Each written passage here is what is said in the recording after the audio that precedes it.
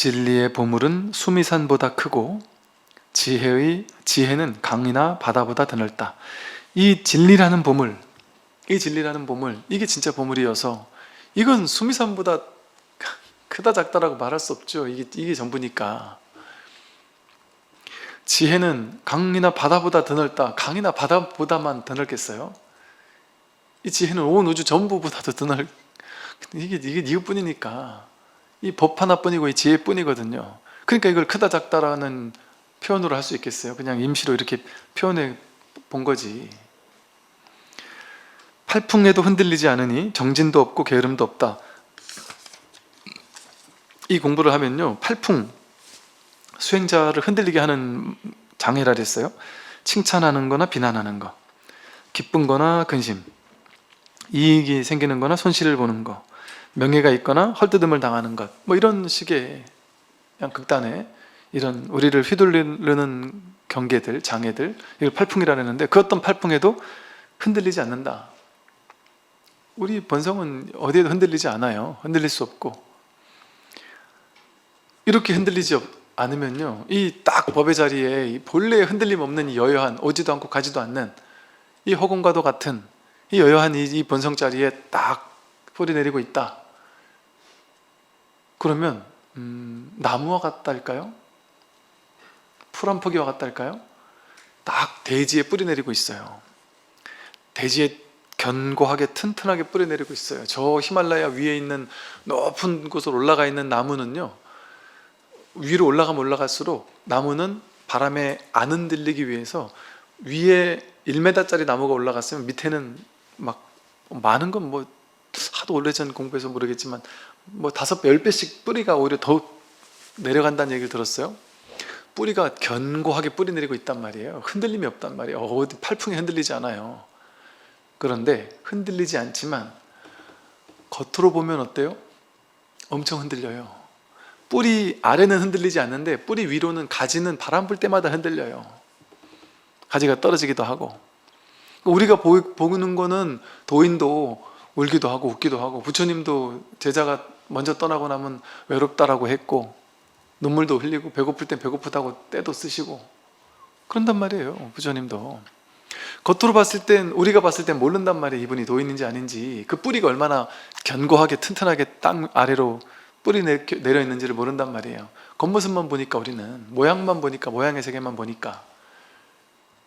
그러니까 진면목을 볼 수 없죠.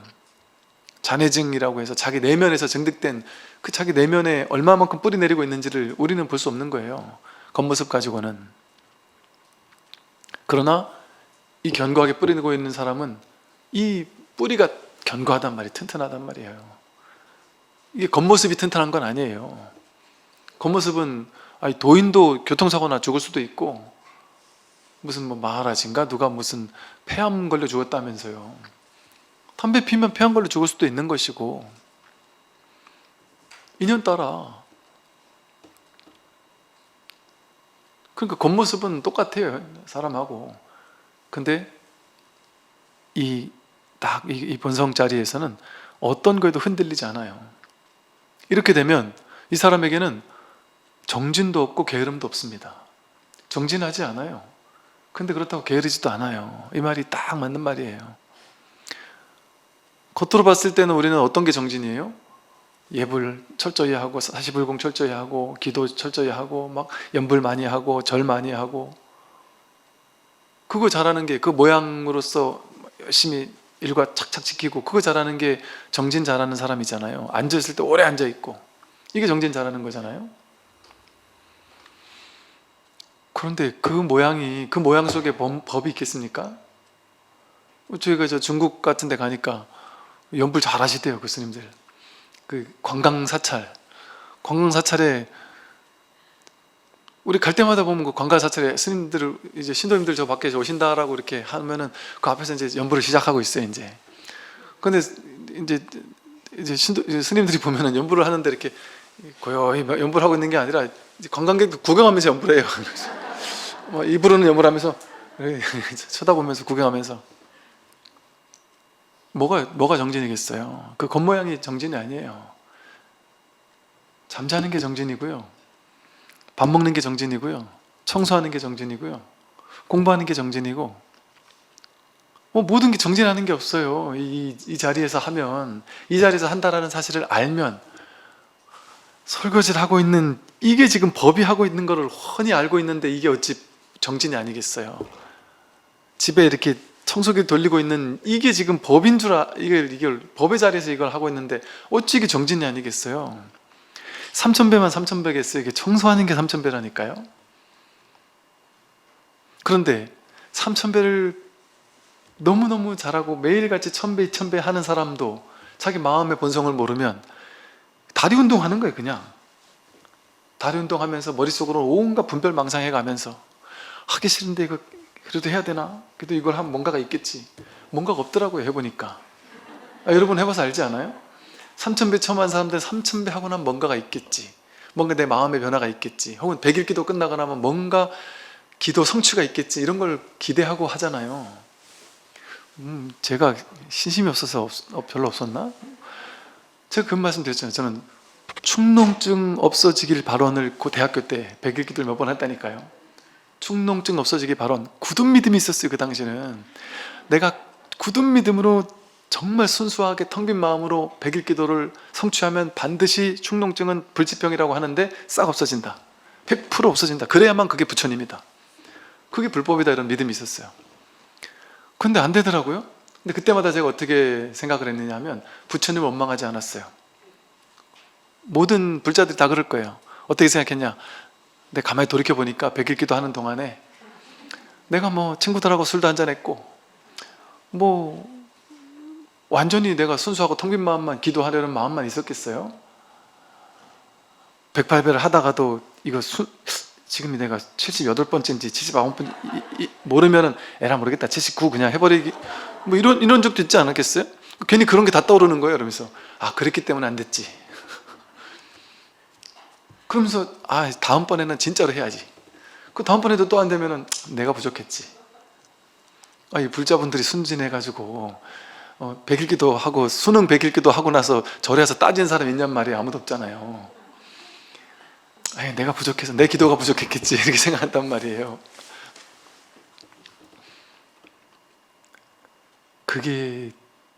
그것도 이제 방편으로서는 좋죠. 그 기도를 통해서 뭔가 좀 이렇게 나아갈 수 있는, 좀 더 공부할 수 있는 인연을 만드는 그런 인연을 이렇게 맺을 수 있는, 그래서 그거를 경전에서 뭐라고 했냐면 선근 인연을 맺는다 이랬어요. 선근 공덕을 짓는다. 그 효과예요. 그 효과. 그걸로 깨달을 수 있다 이런 것보다 선근을 쌓는다. 이 선근은 어떻게 선근을 쌓는 거냐면 아무것도 모르는 애가, 유치원생이 바닷가 백사장에 가서 이렇게 놀다가 이렇게 그려놓고 엄마 이거 부처님이야. 그렇게만 해도 그게 선근공덕이 쌓인다 그랬고, 불교신자 아니라도 절에 지나가다가 욕하지 않고 절에 지나가다가 그냥 합장이라도 하고 반배라도 하고 나무불 하고 지나가면 그것도 선근공덕이 된다 그랬어요. 그러니까 이 기도하는 거, 수행하는 거, 연불하는 거 전부 다 선근공덕이 당연히 되죠. 그래서 그 선근공덕이 쌓이고 쌓여서 결국엔 이 공부할 수 있도록 결국엔 딱 인연이 맺어질 거예요. 그러니까 그거를 위한 어떤 하나의 방편이란 말이죠. 좋은 방편이에요. 그러니까 이 공부랑 본격적인 어떤 깨달음의 인연이 아직 안 왔다면 그런 방편으로 선근공덕을 짓는 게 아주 좋은 일이에요. 좋은 일이에요. 그거 나쁜 일 아니죠, 당연히. 그러나 이제 이 말하는 건 뭐냐면 이 자리에서는, 이 깨달음의 자리에서 본다면 그 수준을 넘어간 사람 입장에서 얘기한다면 여기는 정진도 없고 깨달음도 없어요. 겉모양이 정진이 아니에요. 겉모양이 게으른 게 아니고. 그러니까 제가 몇 번 말씀드렸잖아요. 그 황벽이 임재가 선방에서 맨날 잠만 쿨쿨 자는 걸 보고는 임재를 잠자는 걸 쿡쿡 찌르는데 눈을 떠고서 스승을 쳐다보고는 또 자는 거예요. 근데 그 옆에 보니까 맨날 앉아가지고 참선을 열심히 하는 제자가 있단 말이에요. 그 제자를 쿡쿡 찔러가지고 참선 잘하고 있는 제자를 쿡쿡 찔렀더니 깜짝 놀라면서 아이고 스승님 오셨습니까 하고 앉으니까 걔한테 하는 말이, 야, 너 저 옆에 임재 봤니? 임재는 매일같이 저렇게 열심히 정진하고 있는데 넌 이렇게 게으르게 뭐 하는 짓이냐? 이랬단 말이에요. 이게 앉아 있어도 게으름 피우는 사람이 있고 잠을 맨날 쿨쿨 자고 있어도 정진하는 사람이 있단 말이에요. 이 자리에서 하면은 모든 행위 전부 다 정진이에요. 모든 행위 전부 다 정진하는 게 없어요. 그러니까 견성 이후에 보임은 따로 억지로 하는 게 보임이 아니고 사는 게 수행이다 이런단 말이에요. 사는 게 정진이기 때문에. 사는 게 정진바람일이에요. 그 공부가 익어간다니까요. 사는 걸 통해서. 근데 이게 깨닫기 전에는 정진이 아니에요. 사실은 그냥 선근공덕 쌓는 거지. 진짜 정진을 할 수 있는, 진짜 깨달음과 인연 맺을 수 있기 위해서, 진짜 바른 스승을 만나기 위해서 공덕 짓는 시간이에요. 공덕 짓는 시간. 연불, 독경, 기도 뭐 전부 다 공덕 짓는 시간이에요. 그냥 선근 공덕 쌓는 시간이에요. 깨달음이라기보다는 깨달음을 본격적으로 인연 맺을 수 있기 위한 어떤 그 공덕 짓고 인연 맺는 시간. 본성에 내맡겨 흘러가니 마치 뒤집힌 것 같지만 이리저리 종행으로 막힘없이 자제하다. 이 본성에 내맡겨서 흘러가요. 이 본성에 내맡겨서 흘러가니까 마치 뒤집힌 것처럼 볼 수도 있어요. 딴 사람이 보기에는. 쟤는 뭐 정진, 옛날에는 열심히 정진하던 스님인데 저 스님이 지금 뭐 깨달았다 그러더니만 오히려 기도도 별로 안 하고 지금 멋대로 사는 것 같아, 이렇게 느낄 수도 있단 말이죠. 어쩌면 안 그럴 수도 있지만 남들이 보기엔 뒤집힌 것처럼 보일 수도 있어요. 어떤 분은 이런 분도 있어요. 좀 거친 일을 하는 분인데 사람들이 막 소리 지르고 화를 내고 이러면은 그럼에도 불구하고 내가 옳은 거는 딱 얘기를 해야 되는데 겁이 나가지고 말을 못하고 살았대 그동안. 남들도 상처받을까 봐 한만 말 못하고. 근데 이걸 공부를 하고 어느 정도 이걸 하고 나서는 그런 게 없어졌대요.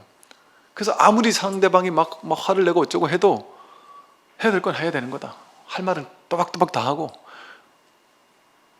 아닌 건 명확하게 아니라고 하고, 그 사람이 너무 막 큰 소리 치면서 하면은 이 여리여리한 사람이 그 사람한테 강하게 같이 맞받아쳐서 한마디 하기도 한단 말이죠. 그랬더니 그 사람들 사이에서 수군거리기를, 야 진짜 일이 사람을 다 버려놨다. 그 사람 버렸다고 생각하는 거예요. 그 사람들 느끼기에는. 모르니까, 그 사람의 내면이 어떤지 모르니까. 왜 옛날에는 내가 한마디 하면은 깨갱했던 사람인데 이제는 내가 한마디 해도 같이 하면서 그래도 해야 된다고 하니까 저 사람 입장에서는 일 때문에 하는 줄 알고 돈 때문에 하는 줄 이렇게 생각할 거 아니겠어요? 그런 얘기를 하는 거예요. 모르니까. 근데 자기 내면에서는 막 이렇게 신경 쓰지 않단 말이에요. 그렇게 얘기하든 말든. 그거 뒤에 가서 막 내가 한마디 하고 나서 몇 날 며칠 찜찜했는데 이제는 그런 거에 사라졌단 말이죠. 그냥 할 말 하면 하는 거고. 그러니까 겉으로 봤을 때는 뒤집혀진 것처럼 보일 수도 있단 말이에요. 저 사람 좀 이상해졌어 이럴 수도 있는, 다 그렇진 않지만 말하자면 그럴 수 있는 측면도 있을 수 있다.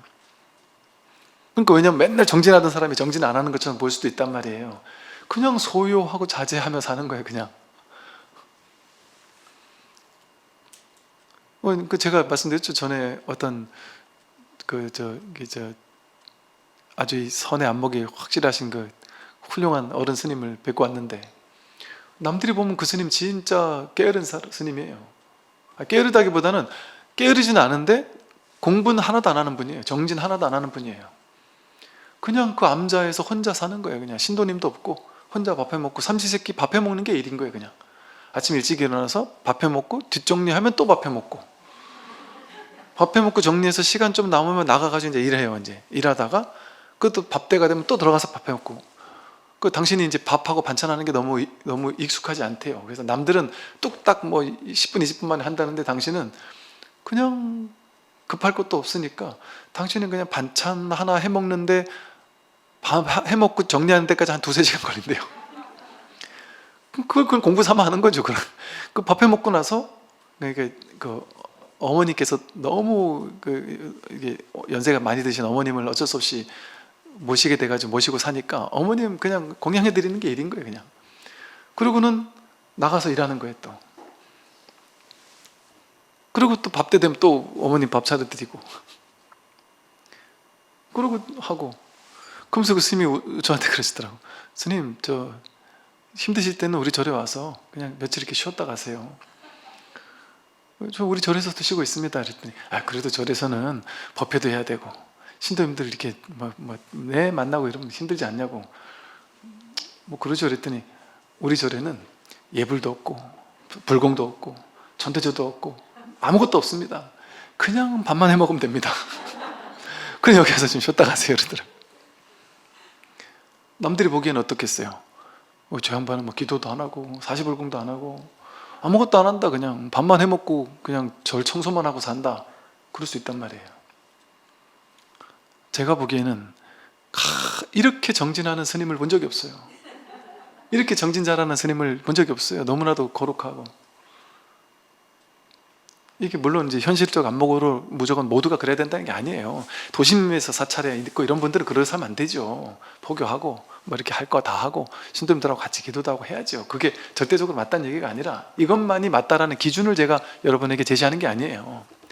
그 어떤 기준도 내려놓으면 이건 이거대로 옳고 저건 저거대로 옳고 기도는 기도대로 옳고 정진은 정진대로 옳고 모두가 그 나름대로의 어떤 진실이 있을 수 있단 말이에요. 이렇게 본성에 내맞게 흐르니까 뒤집힌 것처럼 남들은 볼 수도 있지만 이리저리 종행으로 막힘없이 자제하다. 이리저리 종행으로 막힘없이 자제하다.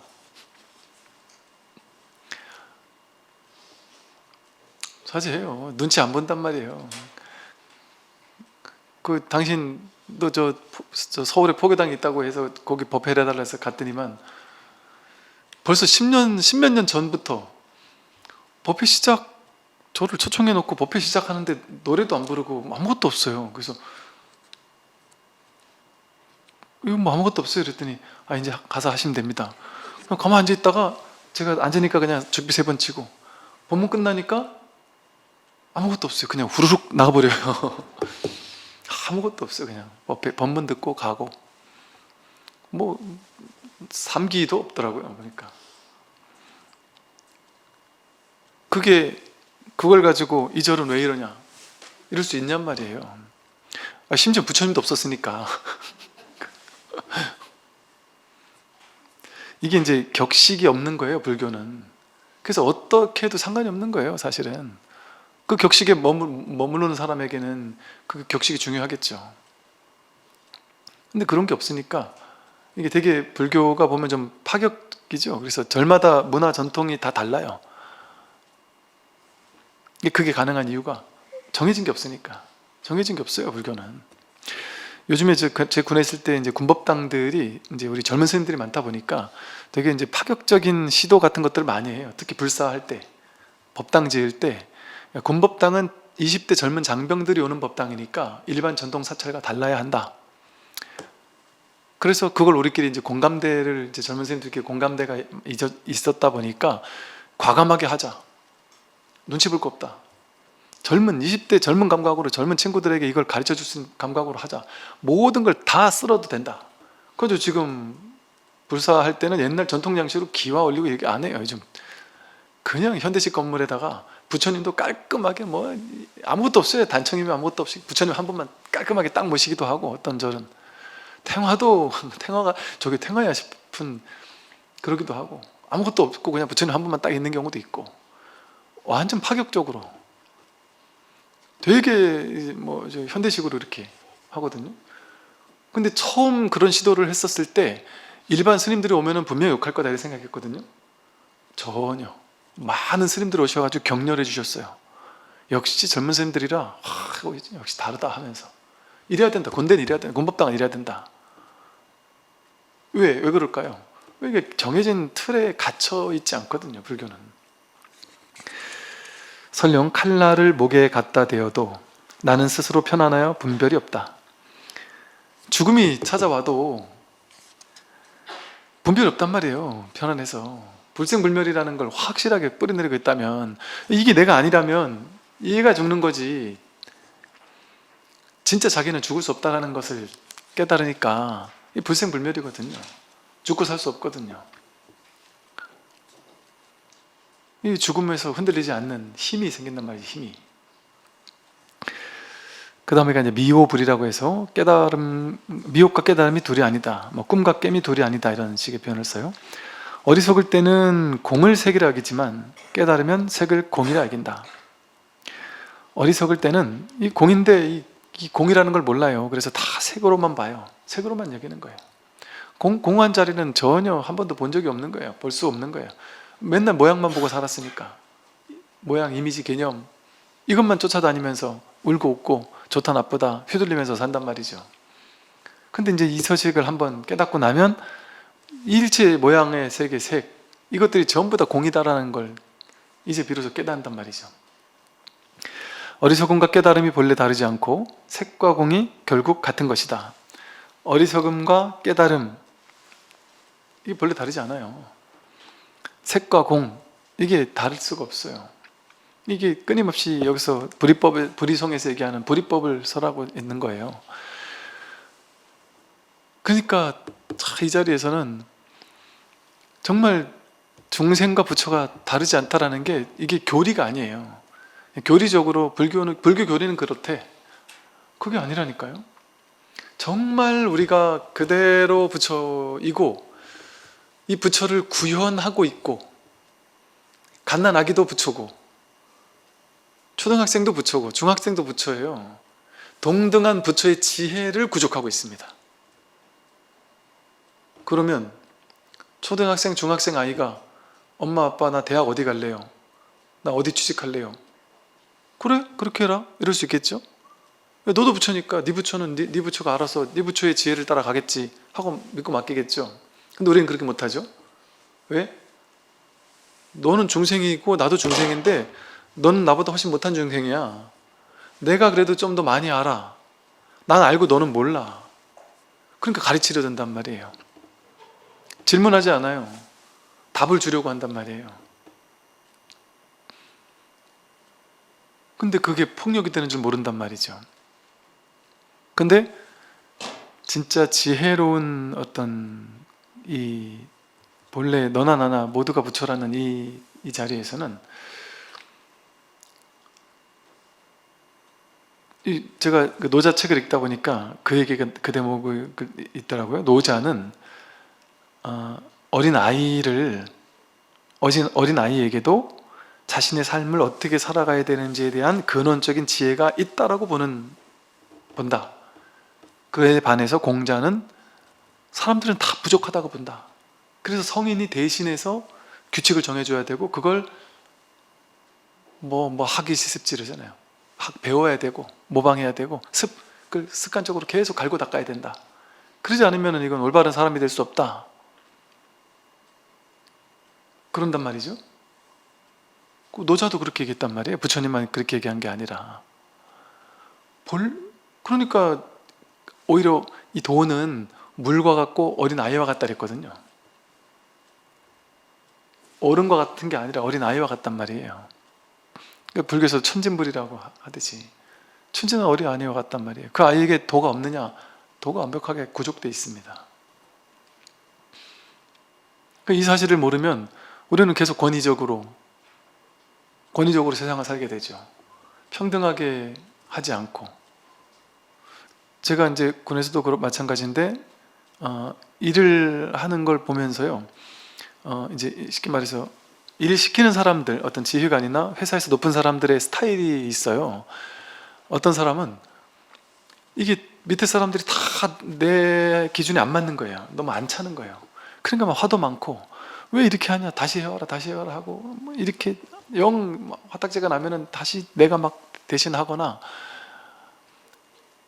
분노도 많고 화도 많고 이렇게 해야 된다라는 게 크니까 밑에 사람들은 저 사람이 마음에 어떤 게 있는지 모르잖아요. 모르니까 그것도 안 할 수도 없고 해가면 욕먹고 해갈 때도 벌벌 떨고. 그러니까 이거를 저 사람이 뭘 원하는지 모르는데 그거를 만들어야 되는 게 얼마나 스트레스 받겠어요? 그러니까 저 사람이 원하는 걸 해야 되는 것밖에 없는 거예요. 근데 진짜 지혜로운 리더는 내가 원하는 대로 해와라 이렇게 시키지 않는단 말이에요. 그거는 내가 이걸 하는데 너는 내가 시키는 거 하는 부속품처럼 느끼는 거잖아요. 근데 아예 진짜 좋은 리더는요, 그 사람에게 책임감을 부여하고 너가 알아서 해 하고 맡겨요. 맡기면 이 사람이 자기에게 주어진 거니까 너가 어떻게든 해가지고 너가 어떻게든 성과 있게 해봐. 그럼 자율성이 자기에게 주어진단 말이에요. 그럼 눈치 볼 것 없이 자기가 어떻게든 내가 내 어떤 지혜를 가지고 내 의도, 내 자율성을 가지고 이걸 이렇게 이 방향으로 해나가면 되는 거 아니에요? 그러면 자기가 창조력을 발휘해서 어떻게 할까 막 온갖 고민도 하고 나무라고 해요? 자기가 스스로 남아요. 자기가 부족하면. 이걸 윗사람이 너 야근해서라도 끝내 이런 얘기 할 필요가 없어요. 그 대신 잘하면 명확하게 이렇게 뭐 상을 주고 한다든지 했을 때 본인 스스로 어떤 동기부여가 된단 말이죠. 근데 이게 자기가 옳다, 자기가 안다, 내가 해야 된다 이런 생각이 있는 사람은 밑에 사람을 전부 다 힘들게 만들더라는 걸 너무 목격을 많이 했거든요. 그러니까 그 모든 사람이 지옥 같은 삶을 사는 거예요. 시키는 자기도 지옥이고, 그러면서 계속 욕해요. 계속 욕하면서 내가 시켜도 이 제대로 하는 사람이 아무도 없다 하면서 뭐 화나고 스트레스 받고 맡기질 못하는 거예요. 두려우니까. 믿고 맡기면 제일 못할 거라는 게 두렵고. 그러니까 이게 다 욕심 때문에 그러거든요. 잘해야 된다는 게 있으니까 더 못 맡기는 거죠. 그걸 완벽해야 된다는 생각, 이게 어리석은 거예요. 완벽해야 된다는 게 가장 어리석은 생각. 완벽주의가 사람을 제일 괴롭히죠. 저는 뭐 좋은 직장 다니고 뭐 공부도 잘하고 뭐 잘난 사람들 중에 완벽주의 때문에 뭐 공황장애 같은 거 와서 엄청 스트레스 받는 사람 상담을 많이 해봤었거든요.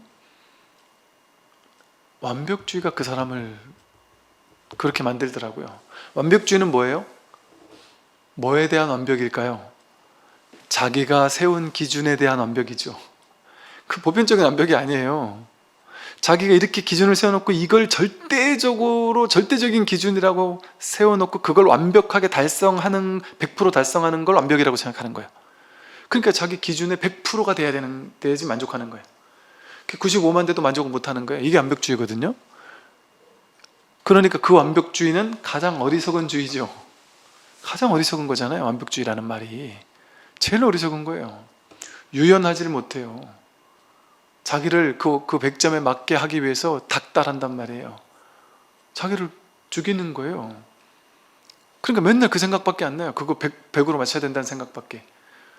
이거는 인연 따라, 인연법이라는 삶의 지혜를 아는 사람 어때요? 왜 여기를 이 기준이 없죠. 인연 따라 어떨 땐 이렇게 될 수도 있고 어떨 땐 이렇게 될 수도 있고 어떨 땐 너무 칠 수도 있고 어떨 땐 못할 수도 있다는 걸 아니까, 인연 따라 다르다는 걸 아니까, 또 이 사람에게는 이게 좀 못할 수도 있고 저 사람에게는 좀 넘칠 수도 있고, 이 사람은 한 80을 좋아하는 사람도 있고 저 사람은 120을 좋아하는 사람도 있고, 인연 따라 다르잖아요. 그걸 인정해 주는 게 지혜거든요. 근데 그 인연 따라 다르다라는 걸 인정하는 지혜가 없는 사람은 자기만의 기준을 세워가지고 그 기준에 맞으면 옳은 거, 틀리면 잘못된 거, 그 기준을 가지고 사람들을 재단하는 거예요. 옳다 그렇다 재단하고. 그러니까 그런 회사를 다니는 사람은 얼마나 깝깝하겠어요? 그러니까 자율과 창의성이 부여되지 않는단 말이에요.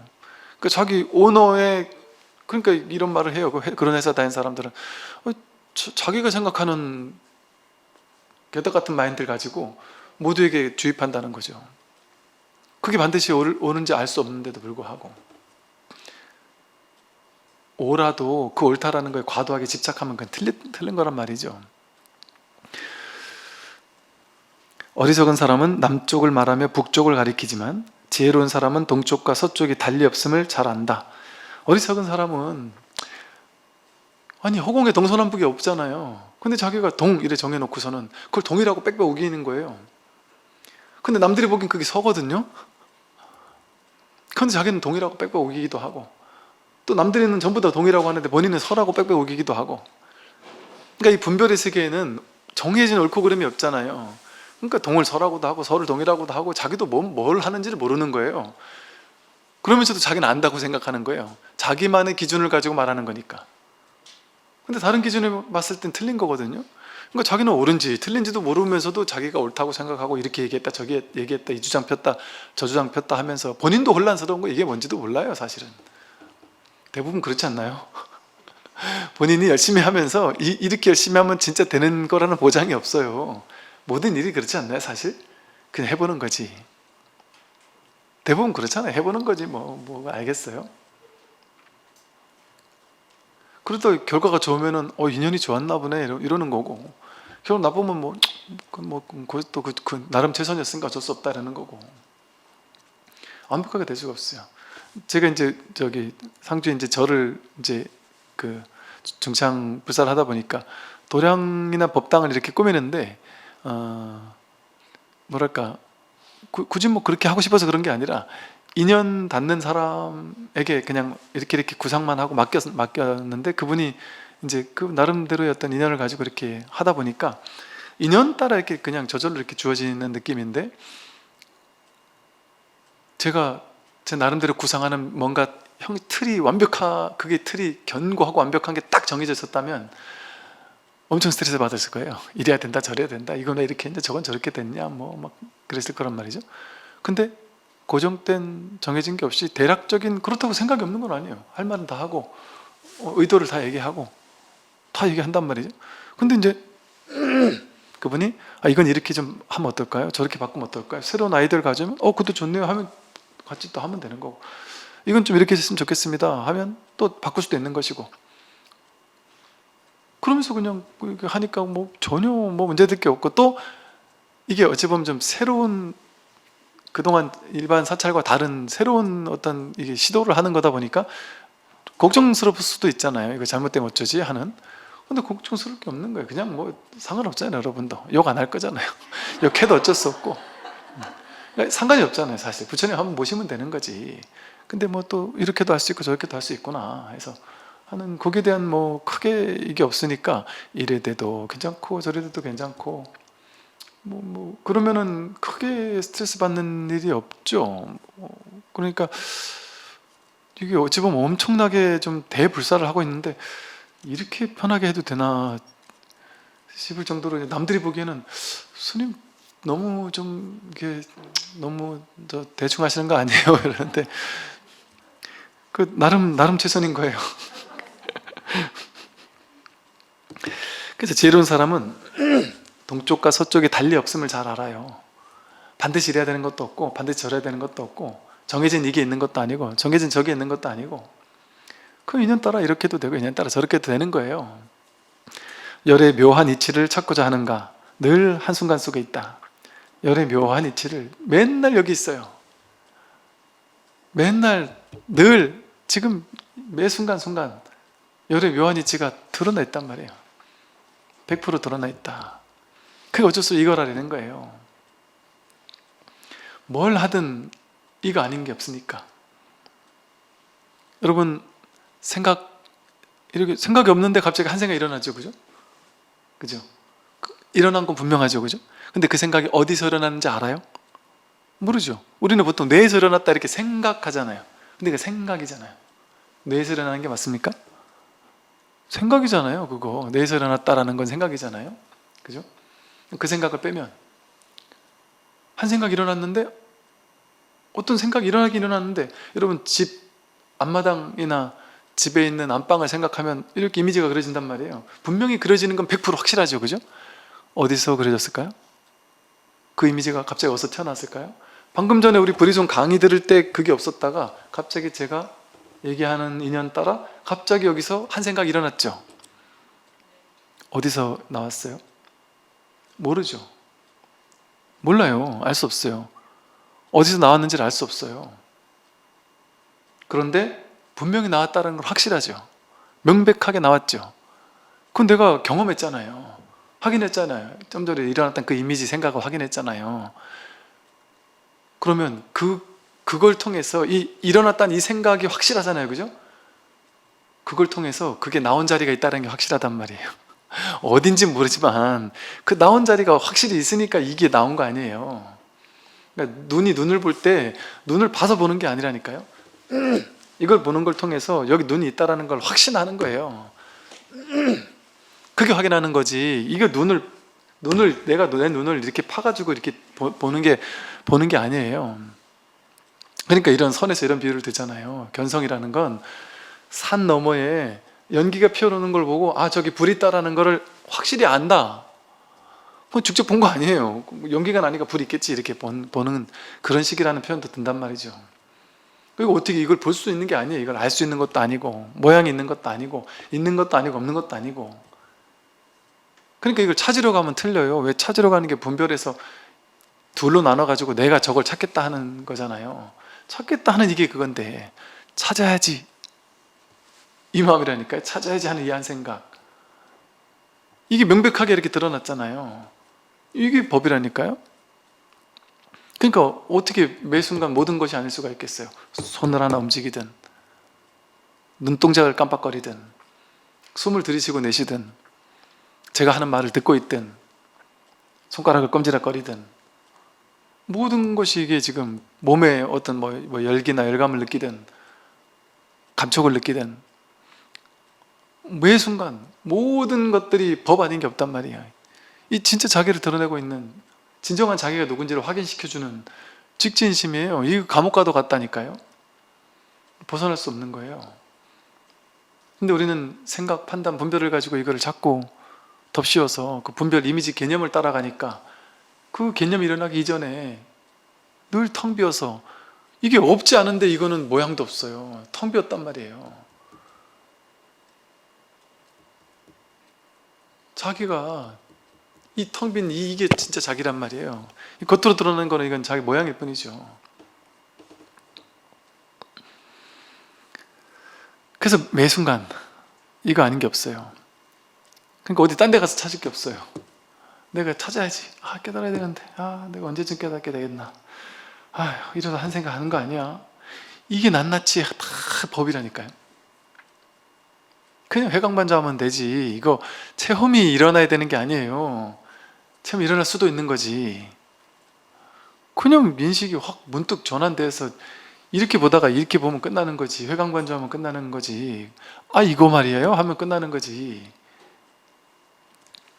아지랑이는 본래 물이 아닌데 목마른 사슴은 미친 듯이 쫓아가느라 바쁘다.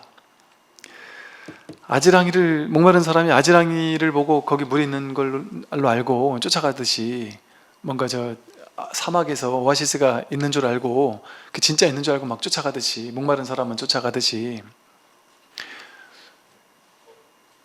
이 세상에서 우리가 얻고자 하는 모든 것들 그걸 아무리 쫓아가 봐야 그게 아지랑이와 같은 거예요. 허상과 같은 거예요. 실제 있다라고 해서 그걸 이렇게 잡을 수 있는 뭐가 아니란 말이에요.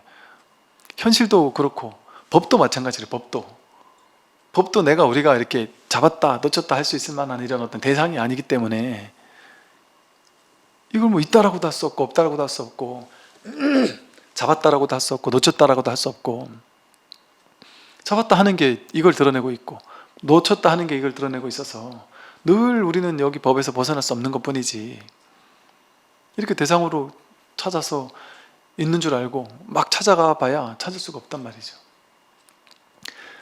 자신이 허망하여 진실하지 않으면 공을 가지고 다시 공을 찾으려고 한다. 자기가 이걸 이 자리를 확인하지 못하고 이걸 깨닫지 못해서 허망한 걸 가지고 자기라고 여기면 그래서 이 진실을 확인하지 못한다면 공을 가지고서 공을 찾으려고 하는 거예요. 공을 찾으려고 하는 게 공인데 이 공을 늘 써가지고 이 공을 가지고 이 법을 가지고서 깨달아야 되는데 오늘도 또 허탕 쳤네. 오늘도 허탕 쳤네가 이건데 이렇게 늘 살아있는 이걸 써가지고 우리가 매 순간 이렇게 살아있잖아요. 겉에 드러나는 모양이 자기가 아니라 이 모양을 끌고 다니는 자기가 있잖아요. 근데 이 모양을 끌고 다니는 또 다른 어디 숨어있는 자기가 따로 있어 나를 원격 조정하는 게 아니라 이게 이 색이 그대로 색즉 시공이라 했죠. 색이 있는 그게 곧 이거지. 둘로 나뉘어 있지 않아요. 둘로 따로 있지 않는단 말이죠. 세상 사람들이 미혹과 전도됨이 이토록 심하니 마치 천둥소리에 개가 컹컹 짖는 것 같다. 세상 사람들의 미혹, 어리석음과 전도됨 뒤집혔단 말이에요. 자기 분별이 주인인 줄 알고 진실은 놓치고 거짓을 진실로 주인으로 알면서 뒤집힌 허망한 망상, 그 전도라 그래요. 이 전도됨이 이토록 심하기 때문에 마치 천둥소리에 개가 컹컹 짖는 것 같다. 개는 천둥소리 쾅쾅 울리면 막 뭔 일이 있는가 해서 컹컹 짖으면서 실제 뭔가 있는 줄 알고 그럴 거 아니겠어요? 허망한 거를 실제라고 여기면서 쫓아다닌단 말이에요. 두려워하고. 그래서 이 진실을 한번 깨달아야만 두려움이 사라져요. 두려움이 사라지고 외로움이 사라지고 또 뭐랄까, 이 막연한, 그게 두려움이네요. 막연한 미래에 대한 어떤 막막함, 깝깝함, 두려움, 뭐 이런 거. 그러니까 우리는 점점 나이가 들어가잖아요. 나이가 점점 들어갈수록 점점 고독사에 가까워진, 하는 사람한테 고독이 엄청난 고통이라 그러거든요. 할머니들, 노보사님들 말씀 들어보면. 그 노보사님들 이런 얘기 종종 하세요. 제가 진짜 젊었을 때 진짜 고생해가지고 그 노력해서 정말 죽도록 고생해서 나는 한 푼도 쓰지 않으면서 이렇게 모아가지고, 그래도 내가 인연이 좋았는지 막 돈도 많이 모아놓고 집도 사놓고 뭐 많이 해놨는데, 이 나이 돼가지고 기력이 빠지고, 내가 재산을 들고 있을 때까지만 해도 안 그랬는데 이놈들이 와가지고 잘하고 막 이랬는데, 착실하게 잘하고 내가 하는 일 옆에서 돕기도 하고 뭐 자식 며느리 사위 뭐 다들 나한테 잘하다가, 본인이 돈을 워낙 많이 버니까 이제 뭐 여기저기 집을 좀 샀나 보죠. 그거를 이거 자식이니까 내가 자식이고 자식이 나지, 내가 돌이 아니지 해서 이걸 이제 자식들한테 딱 떼주자마자 이 배신감이 완전히 이제 끊기만 했으면 괜찮은데, 이제 반항하면서 나를 매장을 시키더라는 거예요. 내가 여태까지 부모님 밑에 있었던 것은 당신이 어머님이 아주 막 독하고 막 이런데도 불구하고 내가 그나마 참고 버틴 건데 이제 더 이상 못 버틴다. 그러면서 이분 표현이, 와, 정말 이렇게 배신을 할 수가 있는지, 어떻게 부모 자식이 이럴 수가 있는지 모르겠다. 이게 내가 이 부동산으로 대박이 나가지고 돈이 많아지기 전에는 이런 일이 없었다. 근데 이런 일이 있고 나니까 이런 일이 생긴다. 그리고 이거를 주고 나니까 그걸 고맙습니다 하고 이제 제가 모시겠습니다 하는 게 아니라, 받았으니까 이제 끝이다. 그러니까 할 말 다 하고, 근데 또 받은 사람은 내가 그래도 뭐 이렇게 귀한 게 있는데 좀 더 줘야 되는 거 아니냐 이러고, 좀 적게 받은 사람은 와, 요즘 시대가 어느 시대인데 지금 이 사람만 아들만 주고 딸은 요거밖에 안 주느냐 막 따진단 말이죠. 그나마 당신한테 조금 있는 그것도 얘는 자기 거라려고, 얘는 자기 거라는데요, 내 건데. 그러면서 얘네 둘이 서로 적이 됐다는 거예요. 이 재산을 가지고 왜 네가 더 많이 가졌냐, 내가 남은 거라도 내 거 해야 되는 거 아니냐, 그거 나한테 떼줘야 되는 거 아니냐. 그러니까 서로 연락도 안 하고 부모님하고도 연락도 안 하고, 그러면서 이제 이게 너무 괴로워 죽을 것 같은 거예요. 근데 그 괴로움이 좀 젊고 생생했을 때 괴로웠으면 좀 내가 기력이 있으니까 이놈들 복수라도 하겠다 할 텐데, 이제는 나이가 너무 드셨으니까 기력이 빠져서 그 한평생이 전체가 무너지는 것 같은 거예요. 그러니까 얼마나 괴로우시겠어요. 그러니까 이게 얼마나 외롭고 얼마나 그냥 복수 막 배신감 이게 얼마나 심하시겠어요. 이거 해결할 수 있을까요? 이게 어떻게 해결이 되겠어요? 나이가 들면 들수록 점점 더 이제 이렇게 외로워지고 안 찾아오고 점점 더 불안하잖아요. 죽고 난 이후가 두렵고 노후가 더 근심 걱정스럽잖아요. 그러니까 딱 요거 공부밖에 없다니까요. 이 공부는 두려움이 사라지는 공부예요. 두려움이 사라져서 죽음? 그게 상관이 없으니까. 죽음이 미래에 대한 두려움이 없다니까요. 그리고 외로움이 없다니까요. 이게 나면 나와 상대되는 남들이 있으니까 남들에게 주목 못 받으면 외롭거든요. 남들이 나 인정 안 해주면 두렵고, 외로울 게 없어요. 이게 고봉정상에 홀로 있는 것 같다 하는 게 오로지 자기뿐이란 말이에요. 이 자기 법 하나뿐이기 때문에 이거 외로울 수가 없어요. 둘로 나뉠 수가 없으니까. 그리고 이 현실에서 이런저런 현상들이 일어나겠지만 그게 전부 다 자식에 대한 배신감, 그게 자기 생각이잖아요. 어쨌든 그게 명확해진다니까요. 물론 현실에서 들어가면 또 그게 또 여전히 괴로움을 남을 수 있겠지만, 그래서 앞으로 일어날 수 있는 우리 인생에 이제는 어찌 보면 몸도 기력이 쇠해질 때 남았고 돈도 떨어질 때가 남았고 자식에게도 안 찾아올 때가 남았고 자식들은 이제 점점점 쌩쌩해질 거고, 나는 점점 더 쇠약해질 거, 일만 남았고, 몸도 아파질 거고, 이게 눈에 보이도 뻔하잖아요. 그렇잖아요, 그죠? 그러니 정말 이 공부밖에 할 게 없어요. 그러니까 아무리 생각해도, 평생을 찾아도 이 공부보다 더 좋은 공부를 찾아본 적이 찾을 수가 없어요. 더 좋은 공부라고 사기치는 데는 있겠지만, 진짜 이 공부를 통해 자기가 자기를 깨닫는, 이것이 아니면 어떻게 우리가 이 거친 고해바다를 헤쳐갈 수가 있겠습니까? 이렇게 해서 오늘 이제 두 번 6개월에 걸쳐서 이제 지공화상, 불이송을 이렇게 공부를 해봤고요. 아주 지공화상의 참 이 가르침이 정말 너무너무 좋았던 것 같은 저도 이제 생각이 들고요. 이제 다음 내년도 이제 다음 주죠. 다음 주 월요일부터는 그 이제 부처님 말씀과 마음 공부라고 제가 옛날부터 이렇게 모아놨던 불교 어떤 그 개송들, 가르침들 뭐 이런 것들을 모아서 전에 이렇게 책으로 냈던 게 있었어요. 그래서 그걸 한번 이렇게 되짚어 보면서 한 번쯤 이 뭐 대소승 경전에 다양한 경전의 말씀들을 다 모아놨기 때문에 이런 것을 가지고 한번 공부를 해도 좋을 것 같다는 생각이 들었어요. 그래서 부처님 말씀이 또 어떻게 이렇게 현실 속에서 부처님은 어떻게 말씀하셨는지 그런 다양한 것들을 우리가 볼 수가 있어서, 또 주로 이제 좀 쉬운 좀 어려운 것들은 좀 빼고 좀 쉬운 우리 현실 속에서 우리가 이렇게 볼 수 있는 이런 것들 위주로 많이 했기 때문에 그것을 가지고 또 한동안 공부를 좀 해 나가도록 그렇게 하겠습니다. 네, 그동안 들어주신다고 수고 많으셨습니다. 네, 수고 많으십시오.